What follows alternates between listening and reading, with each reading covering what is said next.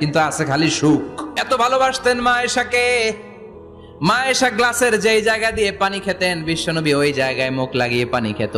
মা আয়েশা গোশতকে হাড্ডি ফেলে দিলে বিশ্বনবী ওই হাড্ডিটা নিয়ে চষতে শুরু করে দিত। এক বালতি থেকে পানি নিয়ে দুইজনে গোসল করত। আবার বিশ্বনবীর সাথে সাথে মাঝে মাঝে বায়না ধরতো, মাঝে মাঝে রাগও করতো। বিশ্বনবী বলেন, আয়েশা কখন তুমি রাগ করো, কখন তুমি আমারে ভালোবাসো আমি বুঝি। মা আয়েশা বললেন, কেমনে বুঝেন? বিশ্বনবী বললেন, যখন তুমি রাগ করো তখন নামাজের পরে দোয়ার মধ্যে বলো, ও ইব্রাহিম আলাইহিস সালামের আল্লাহ, আপনি আমার উপর দয়া করেন। তার মানে তুমি রাগ করে আছো, আমার নাম নাও নাই। আর যখন আমার উপর খুশি থাকো নামাজের পরে দোয়াতে বলো, মুহাম্মদ সাল্লাল্লাহু আলাইহি ওয়াসাল্লামের আল্লাহ, আপনি আমাদের উপর রহমত করেন। তার মানে খুশির সময় তুমি আমার নাম নাও, রেগে গেলে অন্য নবী দেয়া দোয়া সাইরা দাও, রেগে গেলে আমার নামটা নাও না। মা আয়েশা বলে, নবী গো, আমি তো শুধু নামটাই মুখ দিয়ে নেই না, কিন্তু কলিজা থেকে তো আপনারে বাদ দিতে পারি না।